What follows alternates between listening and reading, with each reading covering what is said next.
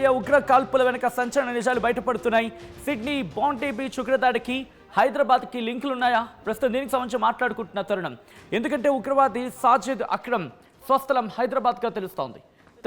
In fact తెలియడం కాదు, ఇది చెబుతున్న మాట.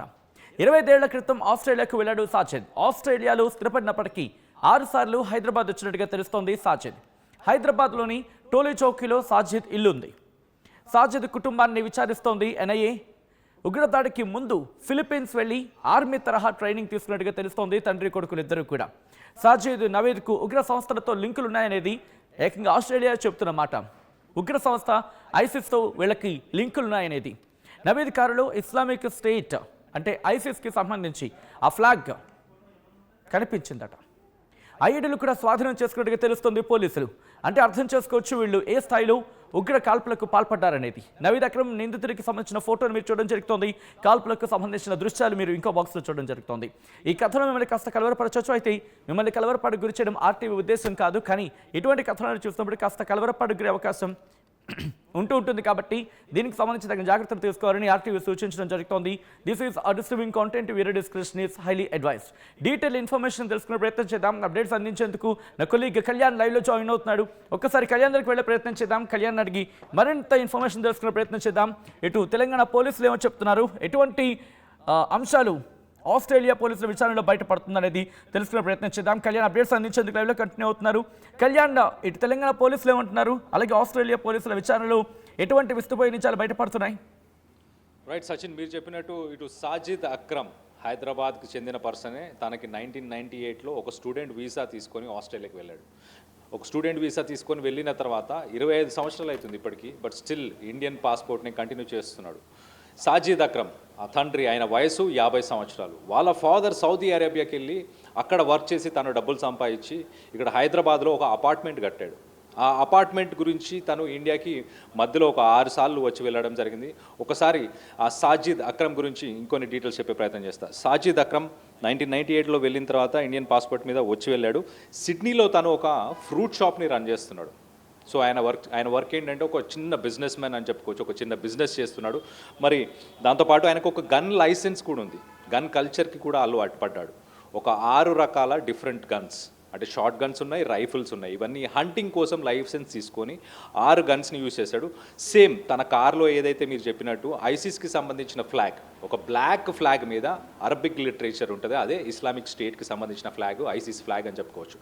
సో సిడ్నీలో జరిగిన ఈ ఘటన సమయంలో తన కార్లో ఐసిస్కి సంబంధించిన ఆ ఫ్లాగ్ దొరికింది. ఆ ఫ్లాగ్ కూడా రెడీమేడ్ కాదు, ఎవరో దాన్ని స్టిచ్ చేశారు, ఎవరో దాన్ని కుట్టి, అంటే హ్యాండ్ మేడ్ అని చెప్పుకోవచ్చు. సో అలాంటి ఒక ఫ్లాగ్ దొరికింది. దాంతోపాటు ఈ 6 ఏవైతే గన్స్ ఉన్నాయో లైసెన్స్ తీసుకొని ఆ 6 గన్స్, రైఫిల్స్, అలాగే షార్ట్ గన్స్, ఇవన్నీ కూడా అక్కడ ఉన్నాయి. దాంతోపాటు ఆ కార్లో ఐఈడీస్, ఒక ఎక్స్ప్లోజివ్ డివైసెస్ కూడా ఉన్నాయి. సో ఇది ఒక ప్లాన్డ్ అటాక్ అనేది తెలుస్తుంది. దాంట్లో సిడ్నీ బోండీ బీచ్లో ఒక ఫెస్టివల్ జరుగుతుంది, ఒక సెలబ్రేషన్ జరుగుతుంది, హనుకా అనే ఒక ఫెస్టివల్ జరుగుతుంది. దాన్ని టార్గెట్ చేసే వీళ్ళు ప్లాన్ చేసినట్టు చాలా క్లియర్గా తెలుస్తుంది. ఎలా అంటే ఇటు ఆ హనుకా ఫెస్టివల్ వచ్చేసి ఒక జూయిష్ ఫెస్టివల్, జూస్ అందరూ పార్టిసిపేట్ చేస్తున్న ఫెస్టివల్. సో వాళ్ళని టార్గెట్ చేస్తూనే ఇదంతా చేసినట్టు తెలుస్తుంది.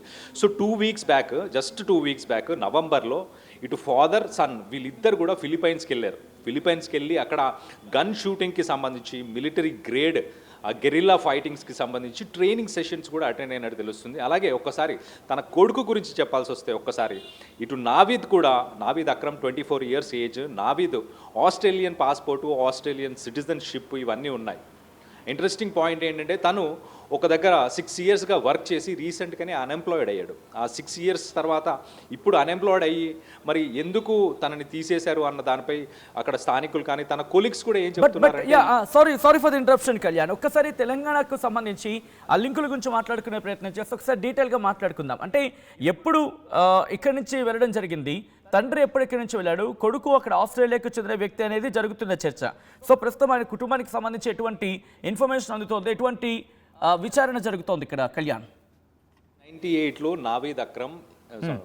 Sajid Akram 50 years old. తనకి ఇప్పుడు తను ఒక స్టూడెంట్ వీసా మీద ఆస్ట్రేలియాకి వెళ్ళాడు. వెళ్ళినప్పుడు ప్రస్తుతానికి ఆ సమయంలో వాళ్ళ మదర్ వాళ్ళ బ్రదర్ వీళ్ళిద్దరు ఇక్కడ హైదరాబాద్లో ఉంటున్నారు. వాళ్ళ ఫాదర్ దుబాయ్ నుంచి కష్టపడి సంపాదించి తెచ్చిన డబ్బులతోనే ఒక అపార్ట్మెంట్ కట్టారు. ఆ అపార్ట్మెంట్ ఆ ఫ్యామిలీ డిస్ప్యూట్ కోసం మధ్యలో 2-3 సార్లు వచ్చి వెళ్ళాడు. కానీ తన ఫ్యామిలీ ఎప్పుడైతే సాజిద్ అక్రమ్ ఒక ఆస్ట్రేలియన్ ఉమెన్, ఒక క్రిస్టియన్ ఉమెన్ని పెళ్లి చేసుకున్నారో అప్పటి నుంచి ఈ ఫ్యామిలీ వాళ్ళతోని మాట్లాడడం, అతన్ని దూరం పెట్టడం ఇదంతా జరిగింది. కానీ ప్రాపర్టీలో తనకు కూడా భాగం ఉంది అని ఇక్కడికి వచ్చి తరచు గొడవలు పడి రిటర్న్ వెళ్తుండేవాడు. సో మొత్తం మీద ప్రస్తుతానికి అయితే నేషనల్ ఇన్వెస్టిగేషన్ ఏజెన్సీ ఎన్ఐఏ ఇటు వాళ్ళ ఫ్యామిలీ, వాళ్ళ బ్రదర్ అలాగే వాళ్ళ మదర్ వయసు ఆల్మోస్ట్ 80 సంవత్సరాలు, వాళ్ళని ఇన్వెస్టిగేట్ చేసింది. వాళ్ళకి ఇటు సాజిద్కి మాటలు లేవు, మాకు ఎలాంటి సంప్రదింపులు లేవు, మాకు తనతో ఎలాంటి కనెక్షన్ లేవు అని ప్రస్తుతానికైతే చెప్పారు. ఇంకా ఇన్వెస్టిగేషన్స్ తర్వాత మరి ఇటు మినిస్ట్రీ ఆఫ్ ఎక్స్టర్నల్ అఫైర్స్ కూడా లేటెస్ట్ డీటెయిల్స్ ఇచ్చే అవసరం ఉంది. సో ఇంకో పక్కన మనం చూస్తే ఇటు నావీద్ అక్రమ్కి సంబంధించి ఒకసారి చూస్తే తను ఒక బాక్సింగ్ చేసేవాడు, అలాగే ఒక లోనర్, అంటే లోన్లీ పర్సన్, ఎవరితో ఇంటరాక్ట్ అయ్యేవాడు కాదు. కానీ ఆస్ట్రేలియన్ ఇంటెలిజెన్స్ గవర్నమెంట్ మాత్రం ఒక్కసారి తను ఒక అఫెండర్ ఎవరైతే ఇంతకుముందు గతంలో ఇలా టెర్రరిస్ట్ యాక్టివిటీస్ చేసిన ఒక పర్సన్కి ఇటు కొడుకుకి నావీద్కి ఇద్దరికి ఫ్రెండ్షిప్ ఉందని చెప్పేసి వాళ్ళు చూశారు. కానీ లో లెవెల్ ఆఫ్ థ్రెట్, తను మాత్రం ఎలాంటివి చేయలేదు కదా అని గతంలో ఆస్ట్రేలియన్ ఇంటెలిజెన్స్ నెట్వర్క్ కూడా వాళ్ళని పసిగట్టినా కూడా లైట్ తీసుకుంది. దానివల్ల మొత్తానికైతే ఇటు ఫిలిప్పైన్స్కి వెళ్ళినాక మరి ఇటు పాకిస్తాన్ నుంచి ఎవరైనా మోటివేట్ చేశారా, ఆన్లైన్లో ఎవరైనా మోటివేట్ చేశారా, లేకపోతే ఐఎస్ఐఎస్కి సంబంధించి ఎవరైనా మోటివేట్ చేశారా తెలియదు. కానీ మొత్తానికైతే ఇదైతే ఖచ్చితంగా ప్లాన్ అటాక్. దీన్ని చేయడానికి గల కారణం ఏంటో తెలియదు. ఇటు తండ్రి కొడుకు ఇద్దరు అటాక్ చేసే కొంత సమయం ముందే, ఒక 1 hour 2 hours ముందే ఇటు కొడుకు నావీద్ వాళ్ళ మదర్కి వెరీనా అక్రమ్కి కాల్ చేసి అమ్మ మేము ఫిషింగ్కి వచ్చాము, ఫిషింగ్ చేసాము, అయిపోయింది, ఇప్పుడు మేము బ్రేక్ఫాస్ట్ చేయడానికి వెళ్తున్నాము అని చెప్పారు. జస్ట్ బిఫోర్ అటాక్ వాళ్ళ మదర్కి, అంటే ఇటు సాజిద్ వాళ్ళ వైఫ్ అలాగే ఇటు నావీద్ వాళ్ళ మదర్కి ఫోన్ చేసి మేము జస్ట్ ఫిషింగ్ చేసి వచ్చాము ఇప్పుడే ఫ్రెష్గా, ఇప్పుడు మేము నెక్స్ట్ తినడానికి వెళ్తున్నాం, బ్రేక్ఫాస్ట్ చేయడానికి వెళ్తున్నాం అని చెప్పారు. సో వాళ్ళ మదర్ అయితే షాక్ ఉంది, నేను యాక్సెప్ట్ చేయలేకపోతున్నా నా కొడుకు ఇలా చేశాడని చెప్పేసి. సో మొత్తానికి అయితే ఇటు రెడ్ ఫోర్ట్ ఇన్సిడెంట్నే ఒక రకంగా ఇది రిఫ్లెక్ట్ చేస్తున్నట్టు చెప్పుకోవచ్చు సచిన్. ఎందుకు అని అంటే రెడ్ ఫోర్ట్ ఇన్సిడెంట్లో కూడా హైలీ ఎడ్యుకేటెడ్ డాక్టర్స్ ఇలాంటి వాళ్ళని మోటివేట్ చేస్తారు, అంటే వైట్ కాలర్ టెర్రరిజం అని చెప్పుకోవచ్చు ఒక రకంగా ఇది. So highly qualified highly educated పీపుల్ని మోటివేట్ చేసి అలాంటి ఒక బ్లాస్ట్కి ప్లాన్ చేస్తారు. మరి ఇక్కడ ఫాదర్ సన్ ఇద్దరిని కూడా మోటివేట్ చేసి, సో వీళ్ళిద్దరిని ఒక జూవిష్ ఫెస్టివల్ హనుకా ఫెస్టివల్ జరుగుతున్నది దానికి ప్రాపర్గా ప్లాన్ చేస్తారు. ఎందుకు అని అంటే వీళ్ళ కార్లో ఐఎస్ఐఎస్కి సంబంధించిన ఫ్లాగ్స్, ఎక్స్ప్లోజివ్ డివైసెస్, రైఫిల్స్ ఇవన్నీ కూడా వీళ్ళతో పాటే ఉన్నాయి. వాళ్ళ మదర్కి మాత్రం ఎలాంటి ఇన్ఫర్మేషన్ లేదు, వైఫ్కి మాత్రం ఎలాంటి ఇన్ఫర్మేషన్ లేదు. కానీ ఇది ఒక పక్కా ప్లానింగ్తో జరిగింది. మరి దీని వెనకాల హస్తం ఎవరిది?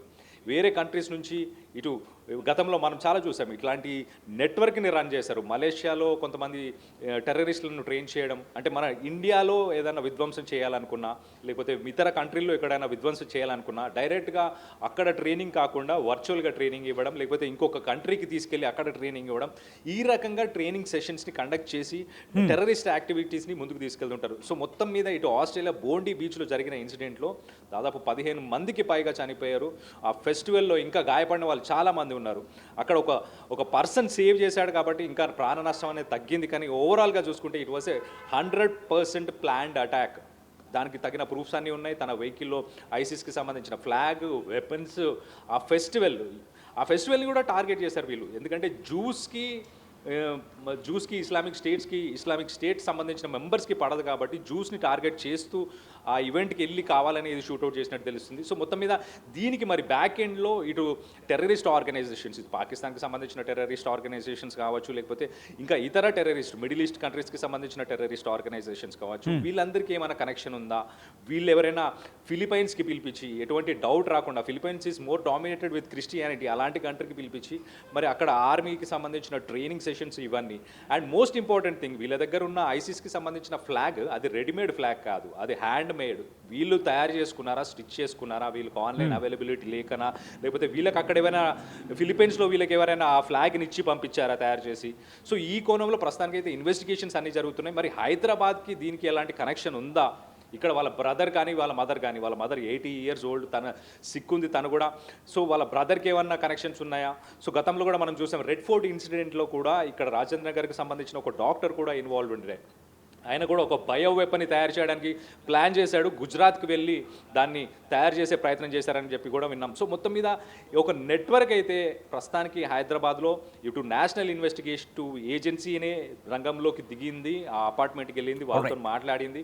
అంటే అర్థం చేసుకోవచ్చు ఇంటెన్సిటీ ఏ లెవెల్లో ఉంది. ఇంకా ఆస్ట్రేలియన్ గవర్నమెంట్తో ప్రస్తుతానికి మన ministry of external affairs cooperate చేస్తుంది, ఇంకా డీటెయిల్స్ని ఎక్స్ట్రాక్ట్ చేసే ప్రయత్నం చేస్తుంది. ఈవెన్ ఆస్ట్రేలియాలో ఎలాంటి సిచ్యువేషన్ ఉందనేది కూడా చూడాలి. ఎస్ సచిన్. రైట్, ఆ రిక్వెస్ట్ ఒకసారి మీరు లైన్లో ఉండే ప్రయత్నం చేయండి Kalyan. And not the big breaking news and development news మీరు చూడడం జరుగుతోంది. ఆస్ట్రేలియా ఉగ్ర దాడికి భారత్తో లింకులు, మరి ముఖ్యంగా హైదరాబాద్కి లింకులు ఉన్నాయా? ప్రస్తుతం దీనికి సంబంధించే చర్చ జరుగుతుంటోంది. కారణం, పట్టుబడిన ఇద్దరు ఉగ్రవాదులు సాజిద్ మరణిస్తే నవీద్కి సంబంధించి నవీద్ ఇంకా బతికే ఉన్నాడు. అయితే ఈ సాజిద్ ఎక్కడ వాడో తెలుసా? హైదరాబాద్ వాడి. ప్రస్తుతం దీనికి సంబంధించి మాట్లాడుకుంటున్న తరుణం, అసలు ఏం జరిగింది ఏమిటి? దీంతో పాటు తెలంగాణ ప్రభుత్వం, మరి ముఖ్యంగా తెలంగాణ పోలీసు శాఖ ఏమంటోంది? ప్రస్తుతం దీనికి సంబంధించి మాట్లాడుకుంటున్నారు అంతా కూడా. ఒకసారి తెలంగాణ ప్రభుత్వం ఏమంటుందో కూడా మనం మాట్లాడుకునే ప్రయత్నం చేస్తే, ఇటు తెలంగాణ పోలీసు శాఖ కూడా రియాక్ట్ అయింది. డిసెంబర్ 14 జరిగిన ఘటనకు సంబంధించి మాట్లాడుకుంటున్న క్రమంలో దాదాపుగా 16 మంది మరణించారు. దీంట్లో సాజిద్ అక్రమ్ అలాగే నవీద్ అక్రమ్ వీళ్ళిద్దరూ కూడా తండ్రి కొడుకులు. 50 ఏళ్ల సాజిద్ అక్రమ్కి ఇటు భారత్, మరి ముఖ్యంగా హైదరాబాద్తో లింకులున్నాయి. వీళ్ళు ఐసిస్ సానుభూతి పరుడుగా తెలుస్తోంది. ఇక ఫర్దర్ ఇన్వెస్టిగేషన్ కూడా జరుగుతోంది. ఈ ఆస్ట్రేలియన్ అథారిటీస్ ఫర్దర్ ఇన్వెస్టిగేషన్ కూడా ముందుకు తీసుకెళ్ళడం జరుగుతోంది.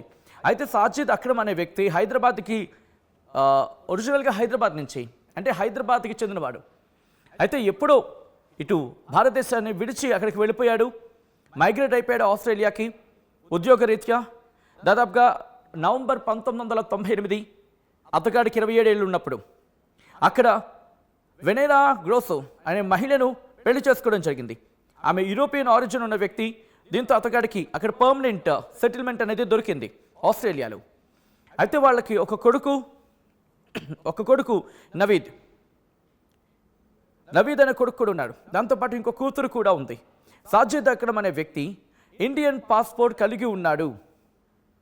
ఇంట్రెస్టింగ్ డెవలప్మెంట్ ఇది. సాజిద్ అక్రమ్కి స్టిల్ ఇండియన్ పాస్పోర్ట్ కలిగి ఉన్నాడు. నవీద్ అక్రమ్కి సంబంధించి నవీద్ అక్రమ్ అలాగే డాటర్ నవీద్ అక్రమ్తో పాటు ఇటు సాజిద్ అక్రమ్ కొడుకు నవీద్ అక్రమ్ అలాగే సాజిద్ అక్రమ్ కూతురు వీళ్ళిద్దరూ కూడా, అంటే నవీద్తో పాటు ఆయన సోదరి కూడా, వీళ్ళిద్దరూ కూడా ఆస్ట్రేలియన్ సిటిజన్స్, అంటే ఆస్ట్రేలియాలో పుట్టారు. సో ప్రస్తుతం మన ఇన్ఫర్మేషన్ ప్రకారం సాజిద్ సంబంధించి 27 ఏళ్ల వయసులో ఇక్కడి నుంచి అంటే భారత్ని విడిచి ఆస్ట్రేలియాకి వెళ్ళిపోయాడు. 6 సార్లు ఇక్కడికి రావడం జరిగింది. మైగ్రేట్ అయిన తర్వాత ఫ్యామిలీ రిలేటెడ్ రీజన్స్, మరి ముఖ్యంగా ప్రాపర్టీ ఇష్యూస్కి సంబంధించి మాట్లాడుకునే క్రమం, దాంతోపాటు వాళ్ళ పూర్వీకులను కావచ్చు, లేకపోతే వాళ్ళ మరి ముఖ్యంగా చెప్పాలంటే పెద్దవాడిని కలిసేందుకు వచ్చేవాడట. తన తండ్రి చనిపోయిన సందర్భంలో కూడా, అంటే సాజిద్ అక్రమ్ తన తండ్రి చనిపోయిన సందర్భంలో కూడా భారత్కు రాలేదట. అయితే ఆ కుటుంబం ఏమంటోంది? ప్రస్తుతం అతగాడి ఆ రాడికల్ మైండ్ సెట్, లేకపోతే యాక్టివిటీస్ గురించి మాట్లాడుకున్నా, లేకపోతే ఆ సర్కమ్స్టాన్సెస్ గురించి మాట్లాడుకున్నా, ఎలా వెళ్ళాడు, ఎందుకు వెళ్ళాడు, ఎటు ముగ్గు చూపాడు, ఎందుకు సానుభూతిగా మారాడు, లేకపోతే ఎందుకు ఉగ్రవాదిగా మారాడు అనే అంశానికి సంబంధించి వాళ్ళకి ఎటువంటి సమాచారం, ఎటువంటి ఇన్ఫర్మేషన్ వాళ్ళ దగ్గర లేదనేది ఆ కుటుంబం చెప్తున్నమాట. సాజిద్ అక్రమ్ అలాగే నవీద్ అక్రమ్ వీళ్ళిద్దరూ కూడా. అయితే వీళ్ళకి భారత్తో కానీ స్థానికంగా ఉన్న కానీ, అంటే ఎనీ లోకల్ ఇన్ఫ్లుయెన్స్, వాళ్ళకి ఇక్కడ ఎనీ లోకల్ ఇన్ఫ్లుయెన్స్ లేదనేది తెలంగాణ ప్రభుత్వం, మరి ముఖ్యంగా తెలంగాణ పోలీసు శాఖ చెప్తున్నమాట. అయితే ఎటువంటి అడ్వర్స్ కండిషన్స్ కానీ, ఎటువంటి అడ్వర్స్ రికార్డ్స్ ఇక్కడ లేవు. ఇటు 2015 గురించి మాట్లాడుకున్న సందర్భంలో, లేకపోతే అది ఆ విషయం పక్కన పెడితే 1999 తర్వాత, అంటే 98 తర్వాత, అంటే భారత్ను విడిచిపెట్టి ఆస్ట్రేలియాకి వెళ్ళిపోయిన 1998 కన్నా ముందు చూసుకునే క్రమంలో ఎటువంటి హిస్టరీ లేదు అతగాడికి అనేది ఇక్కడ పోలీసులు చెప్తున్నమాట. అయితే ఈ ఇన్వెస్టిగేషన్కు పూర్తి స్థాయిలో తెలంగాణ పోలీసులు సహకారం అందిస్తారు. దాంతోపాటు ఒకవేళ అవసరమైతే కనుక ఇన్వెస్టిగేషన్ మరింత ఇన్డెప్త్గా చేస్తూ ఉంటూ కూడా తెలంగాణ పోలీసులు చెప్తున్నారంటే అర్థం చేసుకోవచ్చు ప్రస్తుతం ఎటువంటి విచారణ జరుగుతోందనేది. ఎక్కడ దాడి జరిగినా ఎక్కడ దాడి జరిగినా ఆ ఉగ్రమూకల పీచ అణచాల్సిందే. ఎక్కడ ఉన్నా సరే అసలు ఎందుకు వీళ్ళ సానుభూతిపరులుగా మారుతున్నారు? ఎవరు టార్గెట్ చేస్తున్నారు? ఎవరు వీళ్ళని సానుభూతిపరులుగా మార్చుకునే ప్రయత్నం చేస్తున్నారు? అటు ఐసిస్ నుంచి మొదలుపెట్టి జైషే మహమ్మద్ కావచ్చు, హిజ్బుల్ ముజాహిదీన్ కావచ్చు, లష్కర్ ఏ తాయిబా, ది రెసిస్టెంట్ ఫ్రంట్, ఇలా చెప్పుకుంటూ పోతే ఆ లిస్టు చాంతాడంత ఉంటాయి. అటు ఐసిస్ కావచ్చు, లేకపోతే పక్కలో బల్లలు ఉన్న పాకిస్తాన్ దగ్గర ఎన్ని ఉగ్రముఖులు ఉన్నాయి. ముందుగా పాకిస్తాన్ అనే ఒక పిచ్చి దేశాన్ని లేపేస్తే పోయేమో అనిపిస్తూ ఉంటుంది ఒకసారి ఇటువంటి కథనాలు చూసినప్పుడు. ఎందుకంటే ఉగ్ర స్థావరాలు, ఉగ్రవాదులకి పుట్టిల్లది. కానీ మాకేం సంబంధం లేదు, మాకేమీ తెలియదు, మేము అమాయకులం, మేము ప్రపంచ శాంతిదూతలం అని చెప్పి బిల్డప్ ఇచ్చే పాకిస్తాన్ని ఎంతమంది ఉగ్రవాదులను పుట్టిస్తోంది. ఈ ఐసిస్ అక్కడి నుంచి పుట్టుకొచ్చి ఈరోజు ప్రపంచవ్యాప్తంగా విస్తరించట్లేదా? ఏ దేశాలు విడిచిపెడుతోంది? ఏ దేశాన్ని విడిచిపెడుతున్న సందర్భం లేదు ఈరోజు. ఇదే ఐసిస్ సానుభూతిపరులుగా మారారు ఈ దుర్మార్గులిద్దరు. సో దానికి సంబంధించి ఆ డీటెయిల్ ఇన్ఫర్మేషన్ ఇన్వెస్టిగేషన్ కొనసాగుతోంది. కొద్దిసేపటి క్రితం తెలంగాణ ప్రభుత్వం ప్రెస్ నోట్ రిలీజ్ చేయడం జరిగింది. తెలంగాణ పోలీసు శాఖ ఆ కాపీని నేను మీకు ఎక్స్క్లూజివ్గా చూపించే ప్రయత్నం చేయబోతున్నాను. ఒకసారి ఎక్స్క్లూజివ్ కాపీని మరి కాసేపట్లో చూసే ప్రయత్నం చేద్దాం. ఇటు ఈ ఘటన తర్వాత ఇన్వెస్టిగేషన్ ఎంతవరకు వచ్చింది, ఏం జరుగుతోంది, ఎటువంటి ఇన్ఫర్మేషన్ ఉంది, ఏం జరుగుతుంది, ఇన్వెస్టిగేషన్ ఎంతవరకు వచ్చింది, ఇవన్నీ కూడా పోలీసులు కొద్దిసేపటి క్రితం ఎటువంటి మిస్ఇన్ఫర్మేషన్ స్ప్రెడ్ కాకుండా తెలంగాణ పోలీసులు ప్రస్తుతం దీని మీద రియాక్ట్ అవ్వడం జరిగింది. తెలంగాణ పోలీసులు విచారణకు సంబంధించి మాట్లాడుతున్న క్రమం ఆ కాపీని మీరు చూడడం జరుగుతుంది. ఆర్టీవీ స్క్రీన్ మీద ఎక్స్క్లూజివ్గా మీరు చూడడం జరుగుతోంది. ఏ మాస్ షూటింగ్ ఎట్ బాండీ beach Sydney on Sunday, December 14, 2025 by two perpetrators during a public Hanukkah celebration has reportedly resulted in the of 15 victims and one of the two attackers. The incident is treated as a terrorist attack by the Australian police or the government. The attackers have been identified as Sajid Akram of 50 years and his son Naveed Akram of 24 years. Reports indicate that they were inspired by ISIS ideology. Further investigation in this regard is being carried out by Australian authorities. అంటూ కూడా చెప్పుకొచ్చారు. Already మనం మాట్లాడుకున్నట్టుగా December 14 జరిగిన ఘటనకు సంబంధించి ఈ ఘటనలో 15 మంది మరణించడం జరిగింది. ఈ ఘటనకు ప్రస్తుతం ఇన్వెస్టిగేషన్ జరుగుతోంది, సీరియస్గా ట్రీట్ చేయడం జరుగుతోంది. ఈ ఉగ్రదాడిని ఖండిస్తూనే ఇన్వెస్టిగేషన్ జరుగుతున్నట్టు ఆస్ట్రేలియా ప్రభుత్వం చెప్పుకొచ్చింది. ఈ ఘటనలో సాజిద్ అక్రమ్ 50 ఏళ్ల సాజిద్ అక్రమ్, 24 ఏళ్ల నవీద్ అక్రమ్ గుర్తించడం జరిగిందంటూ కూడా చెప్పుకొస్తుంది. వీళ్ళిద్దరూ కూడా ఐసిస్ సానుభూతిపరులుగా చెప్పుకొస్తుంది తెలంగాణ ప్రభుత్వం. సో ఆస్ట్రేలియా ప్రభుత్వం చెప్పిన ఇన్ఫర్మేషన్ బేస్ చేసుకొని తెలంగాణ పోలీసు శాఖ ఇచ్చిన ఆ ప్రెస్ నోట్ మీరు చూడడం జరుగుతుంది ఆర్టీవీ స్క్రీన్ మీద. Sajid Akram is originally from Hyderabad, India. He completed his BCom degree in Hyderabad and migrated to Australia in search of employment approximately 27 years ago in November 1998. He subsequently married Mrs. Venera Grosso, a European origin woman before settled permanently in Australia. They have one son, Naveed, one of the two attackers, and one daughter. Sajid Akram carries Indian passport as on date, and his son Naveed Akram and daughter were born in Australia and are Australian citizens. As per information available from his relatives in India, Sajid Akram had limited contact with his family in Hyderabad over the past 27 years. He visited India on 6 occasions. అంటూ కూడా చెప్పుకొస్తున్న సందర్భం. So parrot to parrot నేను మీకు తెలుగులో చెప్పే ప్రయత్నం చేస్తాను, ఎందుకంటే కొంతమంది ఇటు మిగిలిన భాషకు సంబంధించిన వాళ్ళు కూడా ఈ స్టోరీ చూసే అవకాశం ఉంటుంది కాబట్టి వాళ్ళ కోసం నేను ఇంగ్లీష్లో చదివే ప్రయత్నం చేస్తున్నాను. ఎందుకంటే లేటెస్ట్ ఇన్ఫర్మేషన్ కాబట్టి ఇటు హైదరాబాద్ బేస్డ్ అంటే మిగిలిన భాషలు కూడా చూసే అవకాశం ఉంటుంది కాబట్టి నేను దాన్ని కాస్త ఇంగ్లీష్ చదివి తెలుగులోకి తర్జుమా చేసే ప్రయత్నం చేస్తున్నాను. ఆ విజువల్స్ మీరు చూడడం జరుగుతుంది. ప్రెస్ నోట్ కొద్దిసేపటి క్రితం తెలంగాణ పోలీసు శాఖ ఇచ్చిన ప్రెస్ నోట్ మీరు చూడడం జరుగుతోంది. మీరు చూస్తే అక్కడ 27 ఏళ్ల క్రితం నవంబర్ అంటే 1998 నవంబర్లో ఇటు భారతదేశం విడిచి ఇటు హైదరాబాద్ విడిచి ఆస్ట్రేలియాకు వెళ్ళిపోయాడంటూ పోలీసులు చెప్తున్నారు. అక్కడికి వెళ్ళి వెనెరా గ్రోసో అని యూరోపియన్ ఆరిజిన్ మహిళని పెళ్లి చేసుకున్నాడు. అక్కడే సెటిల్ అయిపోయాడు పర్మనెంట్గా. వాళ్ళకు ఒక కొడుకున్నాడు, నవీద్ అని చెప్పి కొడుకున్నాడు, కూతురు కూడా ఉంది. సాజిద్ అక్రమ్ ఇండియన్ పాస్పోర్ట్ ఉంది as on date. And his son Naveed Akram and daughter were born. అంటే కొడుకు కూతురు కూడా ఆస్ట్రేలియాలో పుట్టారు. వాళ్ళిద్దరు కూడా ఆస్ట్రేలియన్ సిటిజన్స్, ఆస్ట్రేలియన్ పౌరులు అంటూ కూడా, ఆస్ట్రేలియా పౌరులు అంటూ కూడా అటు తెలంగాణ పోలీసులు చెప్తున్నమాట. As per information available from his relatives in India, Sajid Akram had limited contact with his family in Hyderabad over the past 27 years. He visited India on 6 occasions after migrating to Australia, primarily for family-related reasons such as property matters and visits to his elderly parents, and is understood that he did not travel to India even at the time of his father's demise. ఆ third పాయింట్లో చూడొచ్చు, కీలకమైన information ఇవ్వడం జరిగింది. ఏముంటున్నది Telangana police శాఖ అంటే, Telangana police శాఖ ఏముంటుందంటే కనుక, ఇటు సాజిద్ అక్రమ్కి ఇటు భారత్లో తన కుటుంబీకులు ఉన్నారు, తన రిలేటివ్స్ ఉన్నారు. సాజిద్ అక్రమ్కి లిమిటెడ్ కాంటాక్ట్స్ మాత్రం ఉన్నాయి, తన కుటుంబంతో లిమిటెడ్ కాంటాక్ట్స్ మాత్రమే ఉన్నాయి. గత 27 ఏళ్ళుగా మాట్లాడుతున్నా, 27 ఏళ్ళుగా చెప్తూనే ఇటు ఇండియాకి ఒక 6 సందర్భాల్లో, అంటే ఎప్పుడు మైగ్రేట్ అయిన తర్వాత, ఆస్ట్రేలియాకు వలస వెళ్ళిపోయిన తర్వాత 6 సందర్భాల్లో మాత్రమే ఇక్కడికి భారత్కి రావడం జరిగింది. మరి ముఖ్యంగా కుటుంబ సంబంధిత ఇష్యూస్, అంటే అటు ప్రాపర్టీ మ్యాటర్స్, ఆస్తి విషయాల్లో కావచ్చు, లేకపోతే కుటుంబంలో పెద్దల విషయాల్లో కావచ్చు వచ్చారంటూ కూడా ఇటు తెలంగాణ ప్రభుత్వం చెబుతోంది.